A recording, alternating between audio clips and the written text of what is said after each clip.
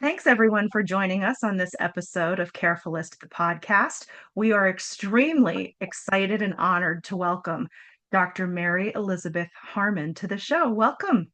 How are Hey, you? I'm good. How are you?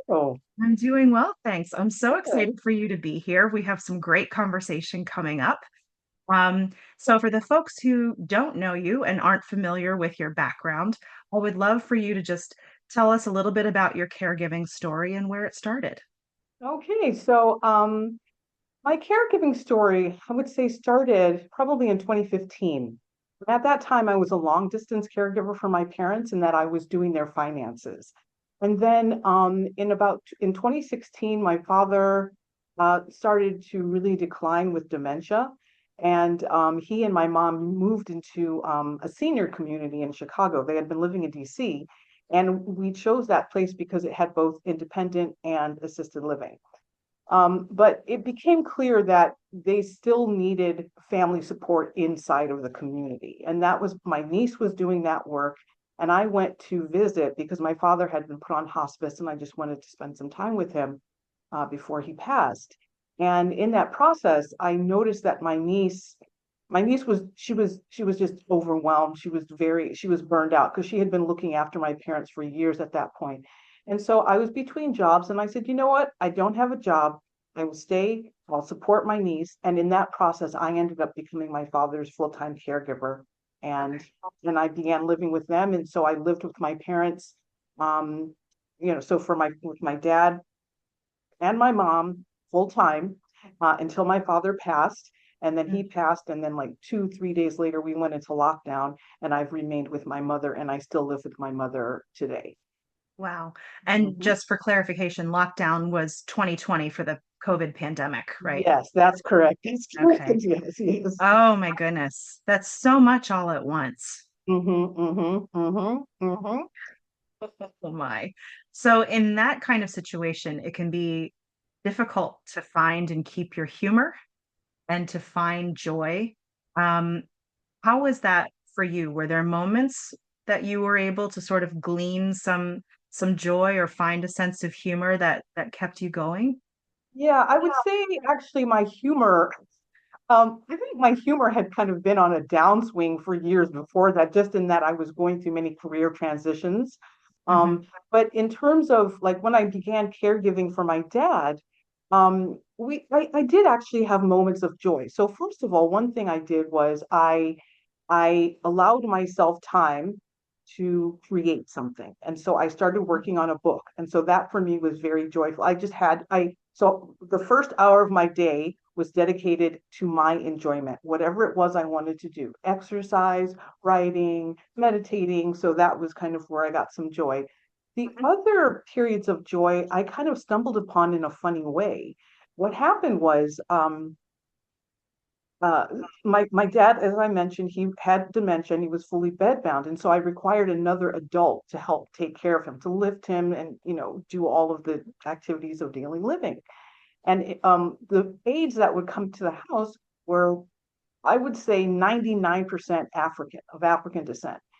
And in that process, what I started to notice was that when many of the aides came, I could feel this reluctance, almost, or just hesitancy of coming into a new household and not quite knowing how they would be welcomed. And so one of the things that I started doing, it wasn't really intentional, but I started playing different kinds of music just to give myself some energy. And my Hmm. father, he loved classical guitar and violin. It was just not putting me in the right mood. So I started playing African music. So I am from Michigan, but I grew up in Kenya. So I started playing music that just kind of took me back to a happier time. But what I noticed was that by opening the door and African music was playing, it immediately put the aides at rest. And so they would Yeah. come in and and then we would actually start dancing. So we would dance as we were taking care of my father. So it was just a really wonderful energy in the room, which was good for us. It was also good for my Yeah. dad. And that was just Right. something I stumbled upon. Yeah. Oh, Yeah. that's so wonderful because Mhm. music just has this way of connecting people Yes. in a way that really only the arts can.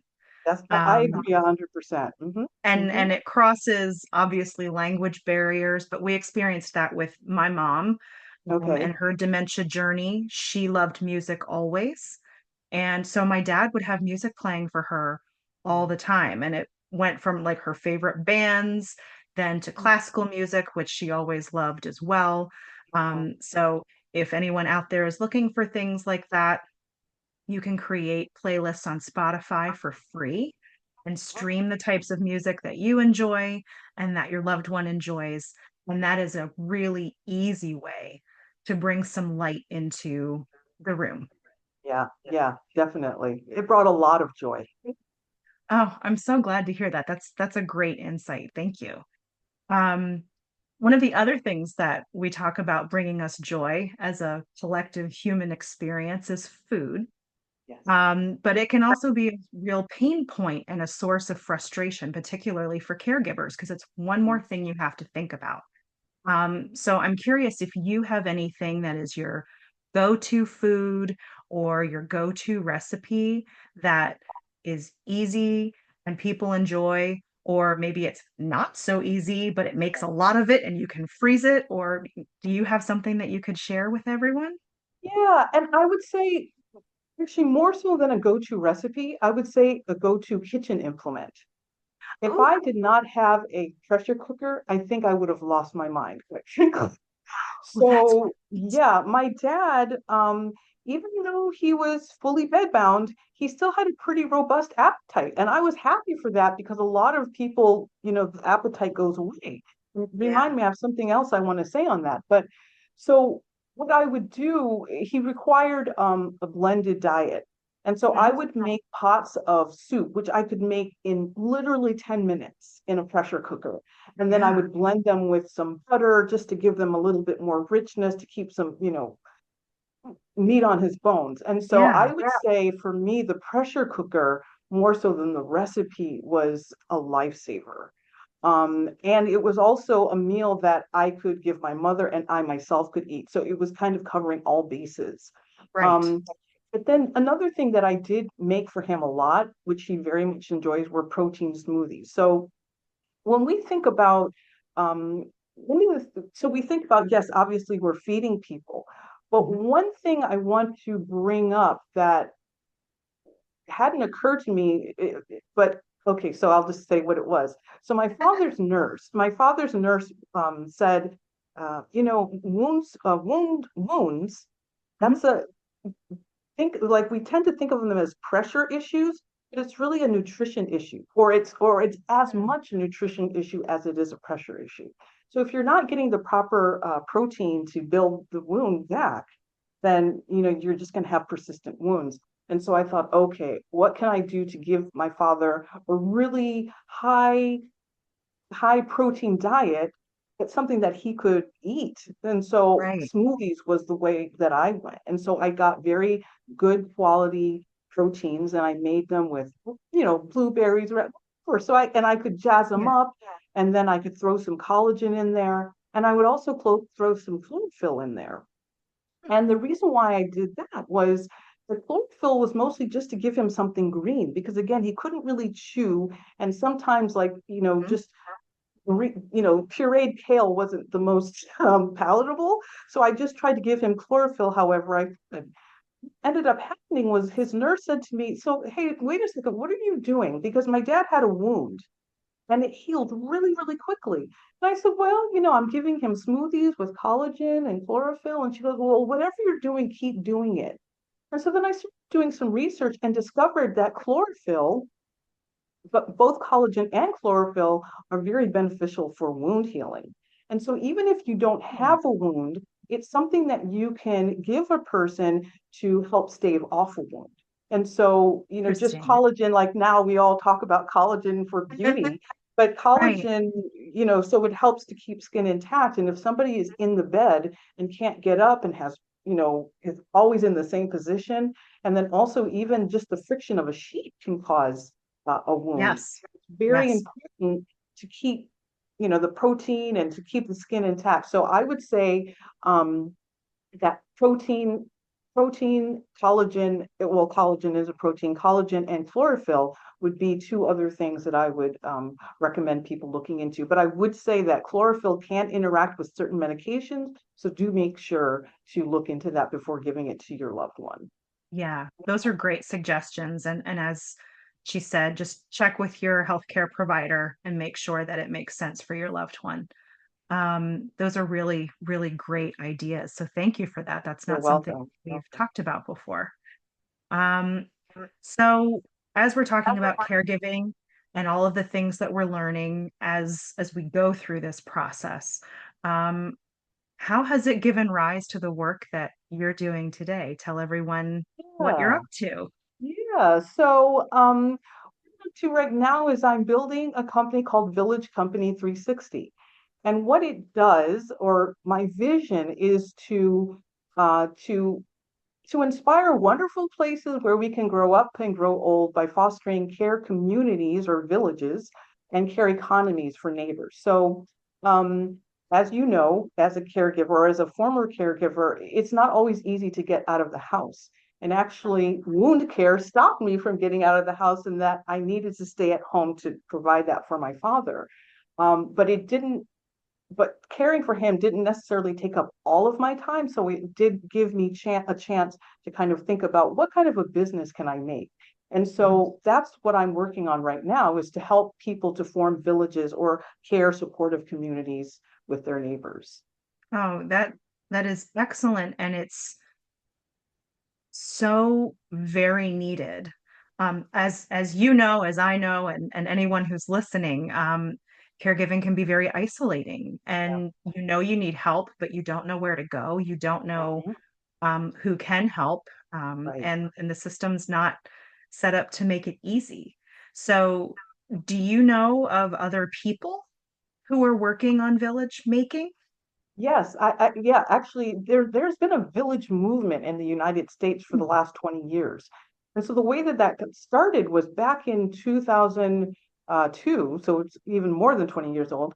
Back in Mhm. 2002, some neighbors gathered in the Beacon Hill neighborhood of Boston. And they did that to design their own aging experiences in their own home.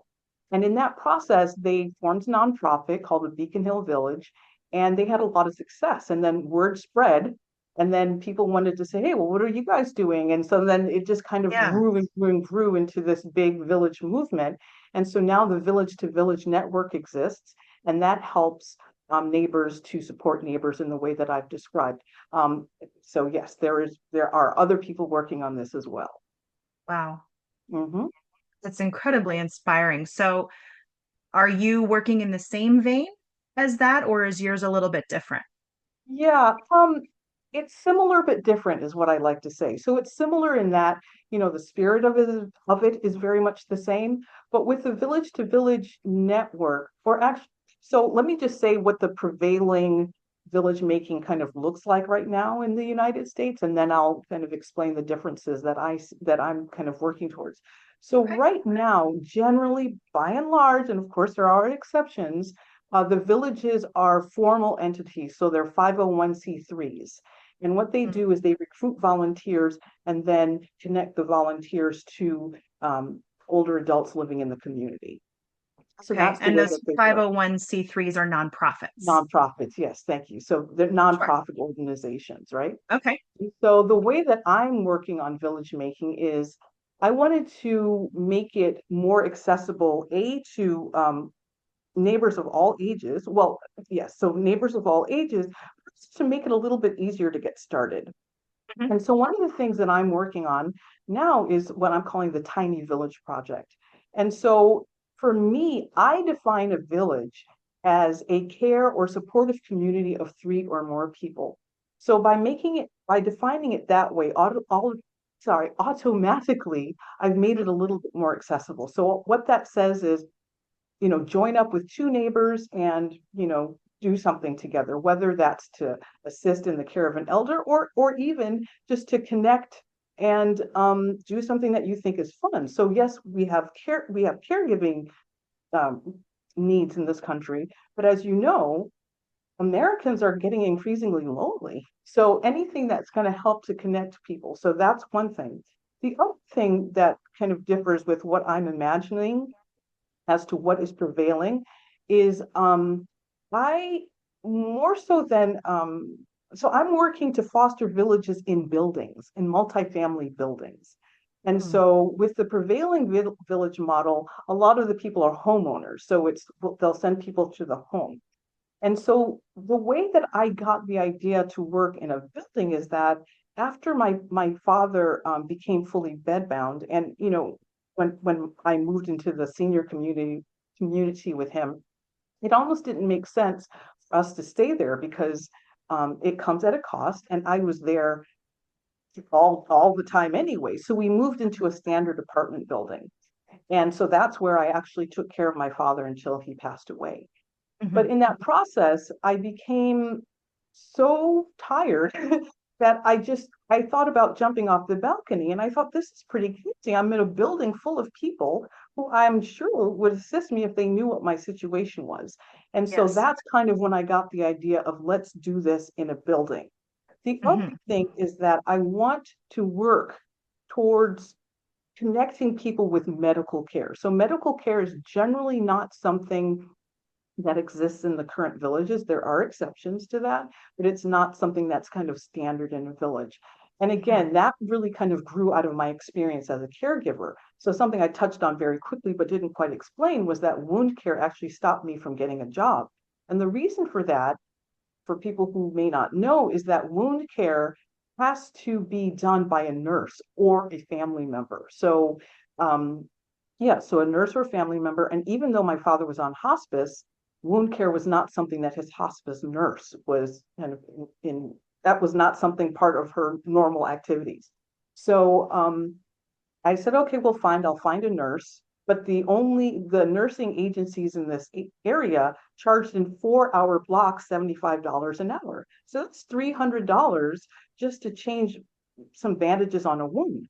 But I'm Hmm. thinking, well, wait a second, if you're in a building, we could have something that's called cluster care. And what that is you have many families who are being served at the same time or in the same window, let's say the same window of time, and then people could potentially split the cost. So again, I'm thinking about ways that we can help get people the medical care they require at home and also to assist the caregiver to give just some free time so that you can go get a part-time job in the afternoon or something like that.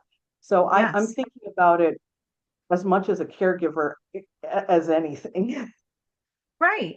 Well, and Mhm. I think it's also important to note that if you're not a caregiver right now, or you're not the recipient of care right now, still being part of this village is going to be important to you at some point because Yeah. you will become either a caregiver or you will need care. So establishing this network of people who know and understand and can work Yeah. together right where you live is extremely important because it may not be you now, but it Mhm. will be you eventually. Yeah, no, 100%. I mean, you're exactly right. And the other thing that I want to point out, or kind of harken back to, is that we think about care as, meeting the medical needs of a person, and it's very much that. But in caring for my mother, I also think about her social needs. I mean, so she has so many other needs. So like, how do I Yes. help her have fun? How do I? So the way that I say that play is a kind of care. Mhm. Um, and so the village is not, you might kind of, it might grow to a place where you're giving hands-on care to a person, but you could very much participate as I want to gather my neighbors to have some fun. And then just by doing that, you're connecting with each other, and that in of it is a healthy activity than Yes. kind of staying at home and just kind of, feeling lonely or and then falling into depression or Right. whatever it is. So yeah. Right. Well, and the caregiver and the caree can both be lonely. You can be lonely together, Oh, um, definitely. which sometimes I think is even worse because Hmm. you're with someone and yet you still feel lonely. Yeah, you're So right. being able to share that and care for the whole person Hmm. is extremely important. And you're starting to touch on that. So I'm curious about how these villages would generally work. Yeah, so the way villages work, is they connect people to people, but also to services and Mhm. programs. And so that really varies. So the programs are generally around health. It could be around, cultural activities. So it depends upon what the people in the village have an interest in doing. So Mhm. it's very varied. And then so that's the first thing. And I think if a person is interested in being in a village, Mhm. or they would love to have a village for a family member, for example.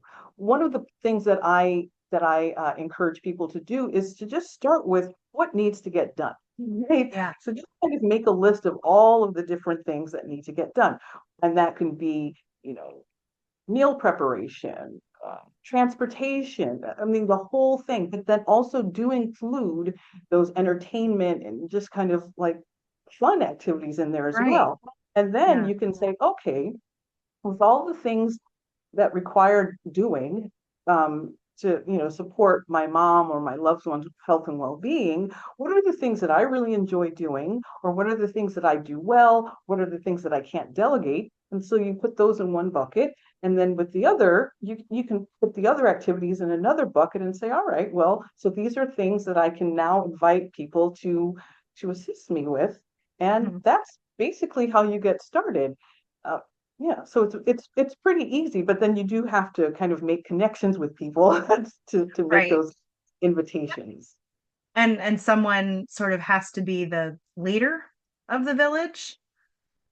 Yes. Well, yes and no. So again, Okay. it really depends upon how you structure the village. I mean, I think leader of the village, maybe the kind of point person in that it if you're making a personal village for yourself or for another person, yes, you Mhm. do want that person, kind of the go-to person who will send out the different communications to say, oh, well, this week, Mrs. So and so requires a ride to the doctor. Who can do that? And so that you're not communicating with lots of different people. And yeah, so there would be a point person in that respect. Okay. Yeah, that makes sense. So, and that kind of leads me to my next question, which Mhm. is, are there tech platforms that can help with the village making? I would imagine maybe that serves as the point person. So if you could talk a little Yeah, bit about that. yeah. So the tech can be something as simple as a cell phone, right? So you can start a Mhm. WhatsApp group if you want. And so that's one way. But there's a platform that I know of, it's called My Power Pack, and that's MY Power Pack PAK.com. And Okay. basically what My Power Pack does is that it allows you to invite people into your village. They don't call it a village, but it's like your group. And then Okay. from there, you have a person who will send out notifications for the different things that are required. So it just kind of it Mhm. streamlines it for people. And then it can take pressure off of the caregiver, in that the caregiver can say to a neighbor or someone else, hey, can you be the point person for this? And Mhm. so that again, it just streamlines things in that the caregiver is only communicating with one person, and then you've got the point person communicating with the village or the pack. Right. Oh, Hmm. that's great. That sounds similar to one that I'm familiar with, which is called Caring Bridge. Yes, I've Um, heard of Caring Bridge also. Hmm. okay. Hmm. Great. So if you're looking for something like this, then you can check out My Power Pack Yep. or Caring Bridge or something that's similar to those programs. That's Yeah. excellent. Um, so from a time and effort standpoint, what would you say? Is this a heavy lift? Because people are super busy. They want to know. That's their first question. Like, oh, if I'm going to have to organize this, is this more work for me or does it all come out in the wash? Yeah. I mean, again, I think it really gets to what is the objective of the village, right? And Mhm. so, I know that we think like caregivers, and that we are caregivers, and so in that respect, it can be a very heavy lift, in that, your loved one may require a lot of care. If you are forming a tiny village, for some fun activity, so let's say that you want a walking group, that doesn't have to be a heavy lift at all in terms of time. You can say, okay, well, folks, let's get together on Friday and what, right? So I Yeah. think it pays to think about what is the village for, and then go from there. So it can very much vary from a light lift to a heavy lift. And then on my website, one of the things that I do to invite people into village making is offer 3 different ways that people can get started. And so I think of village makers in 3 flavors, as I say, an inspirer, a village cultivator, and a village activator. So a village inspirer is somebody who will say, I don't have a lot of time and I don't even have a lot of energy, but what I do have is ideas. I do Mhm. have memories. I do have wishes, right? And Yeah. so what I've done is I've created just a simple 2 question survey to ask people, think of a time where you felt very supported or a Mhm. day that you super enjoyed, right? And if you could copy and paste something from that day, what would you copy and paste?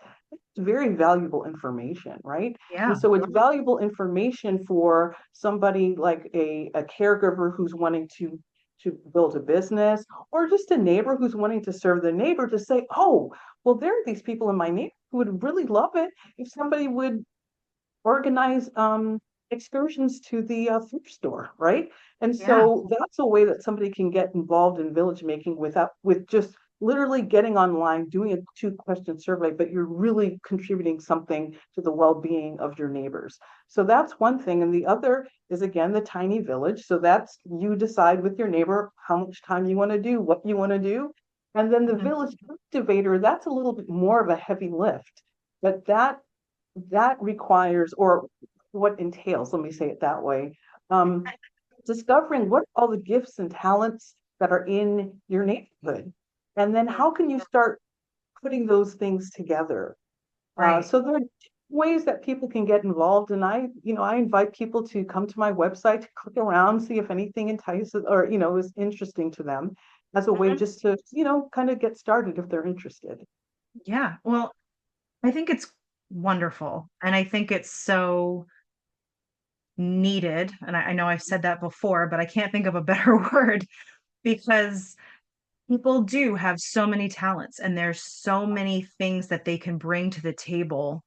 And when you put it all together, it's what we kind of used to be, right? Yeah. We used to be these small villages and these communities of people who would work together and help one another out. And culturally, maybe not everywhere, but in a lot of places, we've gotten away from that.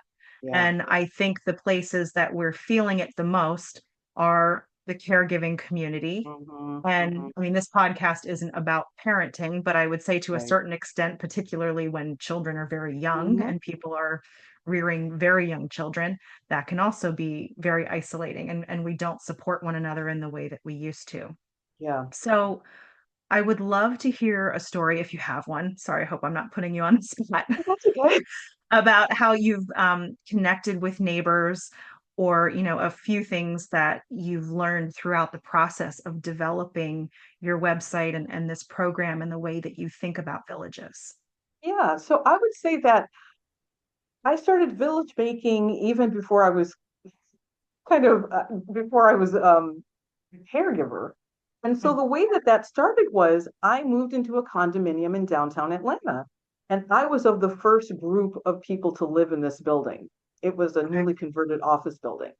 And so when I got there, there was very little information about like anything. And so I asked, the security guard some questions, and he scribbled down some things on a paper towel for me and gave it to me. And I thought, oh, well, I was appreciative, but I thought, I can do better in that, but I can offer something more to, or offer something to my neighbors. So Right. what I did was I just put up a flyer near the mailboxes and I said, hi, do you want information about the neighborhood and this building? If so, sign up. And that was pretty Mhm. much all I did. So the building had about 125 units, and I collected about 100 email addresses. So what that Wow. told me, yes, I was actually pretty surprised. I mean, they kind of trickled in, but Yeah. in the end, I had pretty much a building wide circulation list, which Yeah. was surprising. And what that said to me was that people wanted to know what was going on. Hmm. Um, and they wanted to connect with their neighbors. So I got the Yeah. list. I sent out emails when I found out about stuff. And then I started to organize events, and people showed up and had a really good time. And so that was kind of how I started. So I was not even thinking about caregiving at that point. Right. Um, but then when I started, fast forward till now, as a caregiver, living in the apartment building with my mom, my father has since passed. I was working on the idea, and I had a neighbor. He's since moved, but he was losing a lot of weight, and he looked Mm. ill. I could tell that he was ill. And Yeah. so I said to him, "Hey, did I tell you I'm working on this thing?" So, he didn't bite the bait. So another day I said something, he still didn't bite the bait. So I'm trying to think of how to approach this guy. But what Yeah. ended up happening was one day I saw him outside, and he was walking his dog, or actually he was kind of stooped over his dog. He wasn't even walking. And he looked so, so ill. And I went up to him and I was like, okay, what's going on? Right. And Yeah. I said, you don't like what's happening. And he said, I had surgery this morning.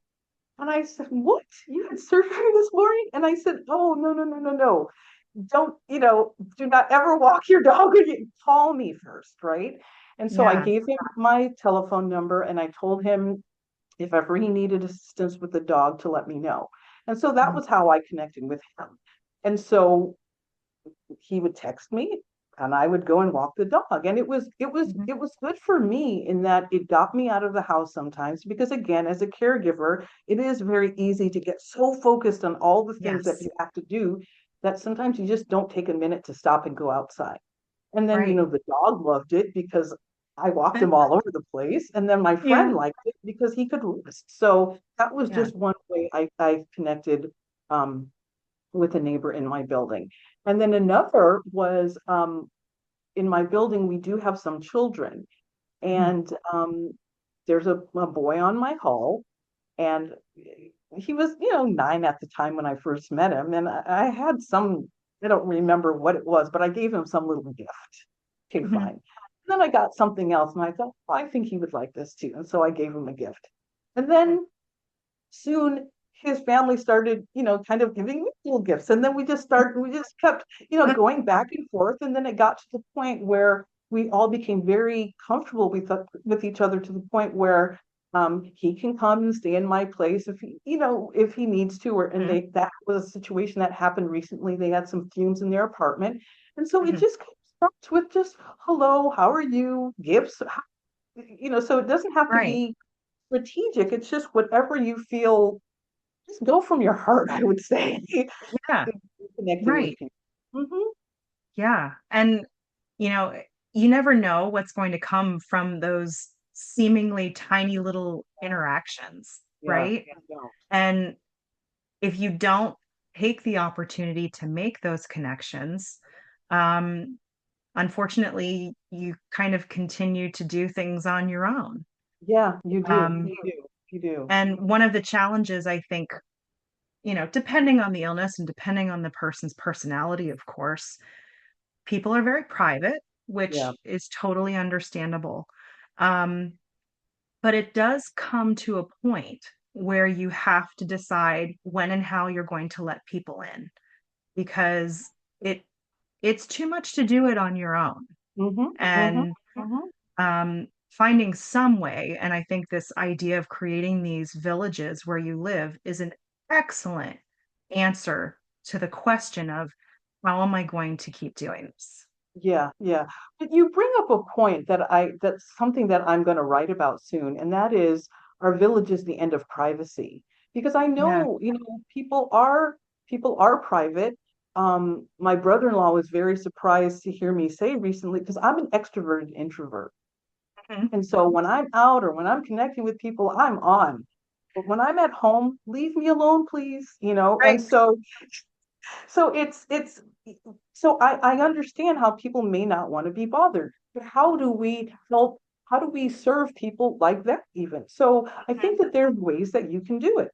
So when you organize a village, you can even have the introvert village or something. So it's just like saying this is a group for people who don't necessarily want to get out a lot, but want other people in their, direct environment to know what's happening Yes, with them in case of an emergency. So I think right. there are very much ways to make connections with people in a way that's gonna work for everyone. So, I mean, Yes, the beauty of a village, especially if it's something small and nimble, is that we can very, very much design it around us. right. And I think it will also be so important and is so important for folks who are aging on their own. Yeah. Because we come back to that you're going to need care or you're going to be called upon to provide care. So you may not have a partner or a spouse or anybody that you have to take care of, but you may have a friend who needs your help. Mhm. So having the support system in place is just so very important. Yeah, yeah. Thank you for bringing that up. Yes, Mhm. solo agers are, I mean, that's it's a population that I think it's 14 million people, and don't quote me on that number, but we're talking millions of people Right. who are aging by themselves. Yes. Yes. So this idea of villages, and if you are a healthy solo ager, then perhaps maybe you become the village leader for now and think That's of it right. as a, That's a right. down payment on, Hmm. when it becomes your turn, if it Hmm. does become your Hmm. turn. Hmm. Um, so you've given us a lot to think about and a lot to talk with the people in our own orbits about. Is there anything else that you would like to share with the audience about what you're doing and village building? One thing that I would like to share with people is that it's okay to feel uncomfortable about it, right? It's like Yeah, it's a new way of being, especially for people who are maybe younger than I am. Like again, I still remember when we knew neighbors, and if you did something naughty in the neighborhood, someone's gonna tell on you, right? yes, the parent phone chain started. Right. And so for me, there's a certain familiarity with it. Mhm. For younger people or for just people who just kind of fallen out of practice, just Yeah, thanks to the pandemic, I think a lot of people kind of went into their cocoons and they haven't quite broken out. Is that yes, I'm very mindful and understanding that there's some discomfort around village making. So I don't want to give the impression that well, everybody should be doing it. So, but what I would mhm, say is just take a step and take another little step and take another little step. So, the first step might just be to learn the name of one neighbor. Boom. yes. So, there are many ways that you can get started. So I think Mhm, that's what I would say is, I'm understanding that there could be discomfort. And then mhm, I guess the other thing that I would say is that we get to create the village rules. So I will just kind of give a quick mhm, example with the gentleman that I talked about. Um, so I gave him my phone number and I mhm, said, "Oh, here's the phone number. When you don't feel well, call me and I'll come take care of your dog." mhm. And so, that worked. And then I noticed that he started calling me just to call me. And and so again, and that's fine. It's like he had kind of Yeah, violated any boundary because I hadn't put one in place. But I realized, right. oh, I didn't make it clear to him why I was giving him my number. And Mhm, so what I said was, oh yes, so I said, you can use my number. If you need immediate assistance, call me. If you just want to chat, text me, and then I can call you back. Right. So again, we can write mhm. our rules as we go, and it may be we're not even going to understand what our rules are until we confront something that doesn't quite work for us. So again, I think Right. the other thing that I would say is, they're going to be hiccups along the way, but Yes. that's relationship building, right? So Mhm. I think the important thing is, just to get started. Yeah, to get Yeah. started. Yeah. Well, and that's the hardest thing, right? Is to take that Hmm. first little step. Hmm. But you can look at it from just this tiny little little thing that you're going to do. You don't have to look at it as, I am going to build a village. Yeah. Just offer to walk somebody's dog. Think about different things that are easy icebreakers. You know, Mhm. if you're uncomfortable introducing yourself to a person, you can say hi to their pup That's and ask a exactly question right. about their pup, and Mhm. suddenly Mhm. conversation just kind of flows exactly You're the way exactly that you right. did it. Mhm. Yeah. Mhm. Mhm. Mhm. Yeah, yeah. Wonderful. Well, thank you so much for the work that you're doing and Thank for you. bringing villages and neighborly activities back to our culture, because we've certainly gotten away from it. Yeah, And yeah. I think it is the easiest and quickest solution to a lot of the struggles that caregivers are facing. Yeah, no, I do believe that. Well, and it's fun. So let's, I Yes, also want to continue to, give people with that message. And that's the other thing. Even if you want to focus on your own fun solely, what mhm, you find fun, somebody else will find fun. So, again, yep, this doesn't have to be oh, I need to take care of people and whatever. Take care of yourself. You cannot help to spread health and well-being if you yourself are not well, right? So absolutely. tend to your own Yes. wellness. And in doing that, you can invite people and kind of make a party out of it. Thank you so much for joining us today, Dr. Mary-Elizabeth Harmon. And you can find more about her village building at her website, and we will share that on our podcast down below. Well, thank you so much for the opportunity to come and speak to you and your audience today. Thanks for joining us. And for everyone out there, take care. And if you need anything from us, you can find us on our website and our social media channels. Take care. Thank you.